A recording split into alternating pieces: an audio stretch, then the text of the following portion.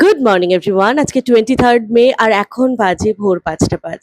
আগামীকাল 24 তারিখ, তার জন্য একটা মিউজিক ভিডিও শুট রয়েছে, এখন বেরোচ্ছি। তো চলো ওখানে গিয়ে দেখা যাচ্ছি খেয়াদার ওপাশে একটা পিকনিক গার্ডেনে, যেটা একজন বয়স্ক ভদ্রলোক দেখাশোনা করেন। উনি দিনরাত পরিশ্রম করে চাষবাস করে বিভিন্ন শাকসবজি চাষ করে গার্ডেনটাকে অত্যন্ত সুন্দর করে তুলেছেন।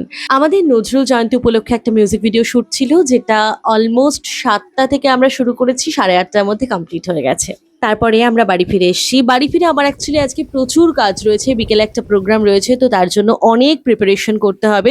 তার আগে তোমাদেরকে দেখিয়ে দিই, আমার ঘরের কাজের জন্য টাইলস অলরেডি এসে গেছে, আর বালি সিমেন্ট যেগুলো সেগুলো সব এসে গেছে। বাড়িতে এসে দেখি মা সুজি দিয়ে বিস্কিট বানিয়েছে, যেটা অ্যাকচুয়ালি খেতে ভীষণ সুন্দর ছিল। গতকাল সল্টলেকের ভোজারটাতে আমার একটা প্রমোশনাল কন্টেন্ট শুট ছিল, তো ওখানে গিয়েই একটা মোটিভেশনাল কন্টেন্ট বানিয়েছিলাম, সেটা এডিট করে জাস্ট উঠলাম।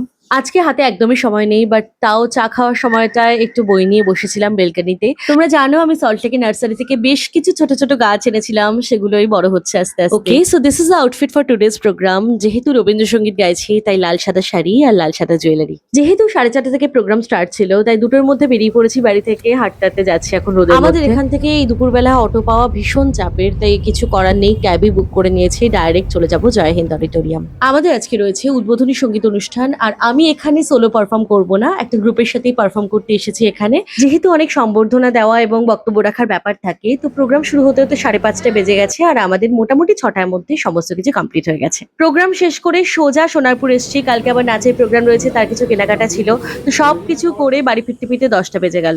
তো চলো আজকে মিনি ব্লগটা এখানেই এন্ড করছি, দেখা হচ্ছে নেক্সট মিনি ব্লগে। বাই।